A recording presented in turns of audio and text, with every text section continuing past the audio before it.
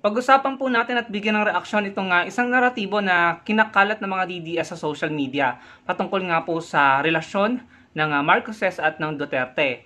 Sinasabi ng post na iyan ni @Jan_Amasa2, yung pong picture nakalagay, Filipinos believe Marcos family betrayed Sara. Ayan, ginamit niya yung Filipinos believe, no? Hindi lamang po isang beses ko nakita yung ganyang post, may nakita rin po ako sa iba at mukhang ito po yung nagiging narrative nila na gusto nilang ikalat sa social media. So sabi, Filipinos believe Marcos family betrayed VP Sara Duterte. Ako po naniniwala na maling gamitin yung term na Filipinos, no? In my opinion, hindi po lahat ng Pilipino naniniwala dyan. Ano po? Unang-una, sa tingin ko po, yung mga supporters ng mga Marcoses ay hindi po naniniwala dyan. For sure, mga Pilipino yon.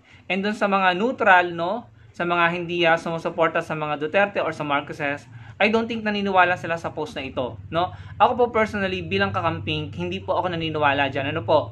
Kung tama po yung pagkakaalala ko, nagsimula po itong lamat sa pagitan ng Marcoses at Duterte, noong naungkat po yung confidential fund ni BP Sara, no? Simula noon, talaga nagkaroon na po ng parang hindi maganda sa samahan ng tinatawag na Uniteam.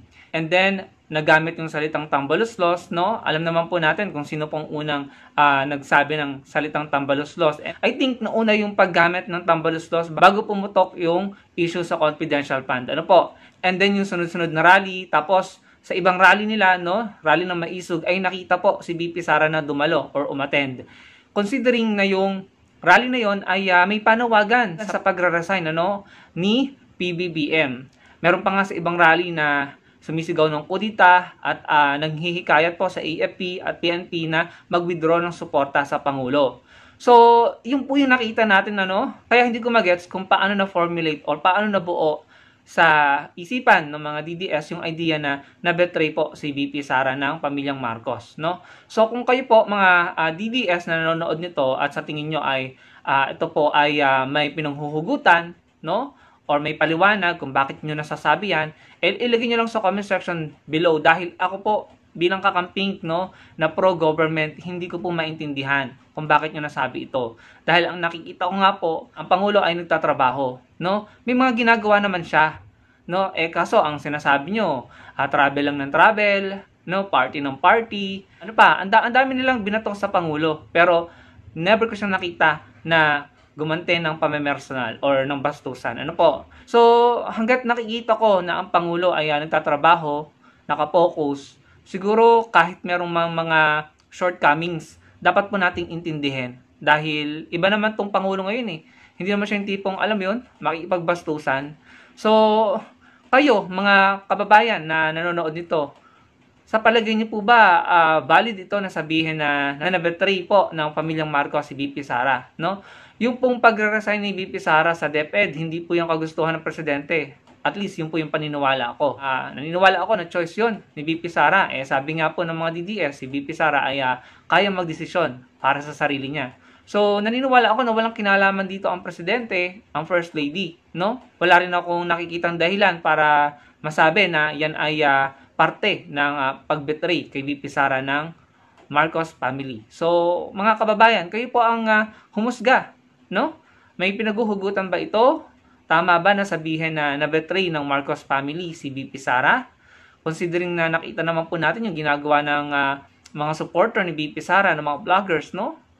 Yung mga rally-rally, no? Ito pa nga ito, babasahin ko ito.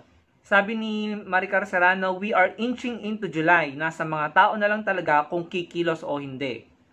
Ayan po. So, ano man ang pinaplano nila na gagawin nila sa July, bahala sila dyan. Pero I don't think na makakakuha sila ng suporta ng majority. No? Sabi niya, bahala na lang yung mga tao kung kikilos o hindi. Sa tingin ko, kayo-kayo lang ang kikilos dyan. No? Maraming tao ang hindi susuporta kung anumang pagkilos ang gagawin nyo.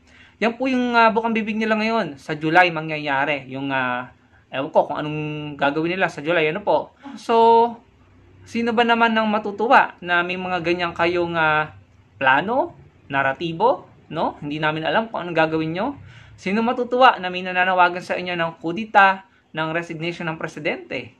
No? Sino matutuwa na si Harry Roque maririnig mo sa rally nila, tatanungin sino ang best president, sino ang dapat mamuno, no? Tapos hindi si PBBM ang sinisigaw ng mga supporter. So, di ba parang nakaka-insulto at nakakalalaki, no? Sa layman's term. So, kayo na po ang humusga mga kababayan. Kayo ba ay magbibigay ng suporta sa mga ganitong naratibo? Magbibigay ba kayo ng suporta kung merong pagkilos silang gagawin, ano? Or kung ano man ang binabalak nila, kayo po ba ay magbibigay ng suporta, no? Ilagay niyo po sa comment section below ang inyong sagot ng ating pong malaman, ng ating matansya, kung maaari bang magtagumpay ang kampo ng mga DDS sa gusto nilang mangyari. Kasi naging consistent na sila sa pagbatikos. Yung iba nga ay nambabastos na po sa Pangulo. Ngayon yata, yung ultimatum ay gagawin nila sa July. Pero going back doon sa sinasabi ni Maharlika na video, hanggang ngayon wala pa rin po. So abangan natin ano ang gagawin nila at kayo po ba ay handang sumuporta. Maraming pong salamat sa panonood. Sana po malike ng video at magkita-kita po tayo sa susunod kong video. Salamat po.